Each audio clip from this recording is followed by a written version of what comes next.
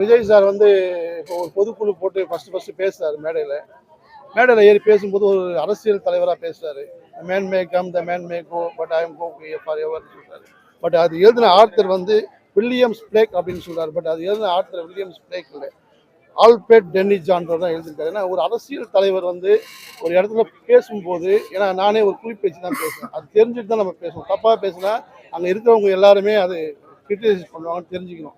அவர் தப்பு தப்பா எல்லாத்தையும் பதிவிடுறாரு. அப்படி பதிவிடுறது ரொம்ப தப்பு.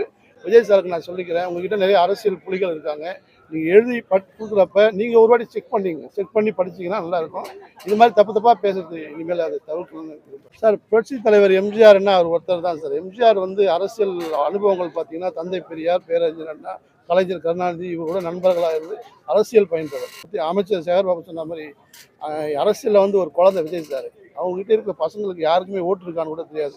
அவங்கள வச்சு எலெக்ஷனில் சந்திக்கணும்னு நினைக்கிறாரு. இது எந்த அளவுக்கு எடுப்படும் தெரியல சார். வரி ஏய்ப்பு ஜிஎஸ்டி பற்றி பேசுறாரு. பட் அவங்களே மேடையில் சொல்கிறாங்க, நாங்கள் வந்து 500 கோடி சம்பளம் வாங்குறோம், 1000 கோடி சம்பளம் வாங்குறோம்.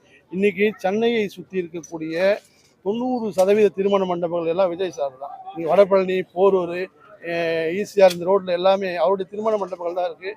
அவருக்கு எத்தனை சொத்து இருக்குது, அசையும் சொத்து அசையா சொத்து இருக்குது, இதெல்லாம் வருமான வரி அவர் காட்டுறாரா காட்டலையான்னு தெரியல. பட் இதெல்லாம் அவர் தெளிவுபடுத்தினாதான் மற்ற விஷயத்தெல்லாம் அவர் பேச முடியும். ஆனால் திமுக எதிர்கட்சி அதிமுக தானே. என்றைக்குமே வந்து திராவிட கட்சிகள் மட்டும்தான் தமிழ்நாட்டில் நினைச்சிருக்கோம்.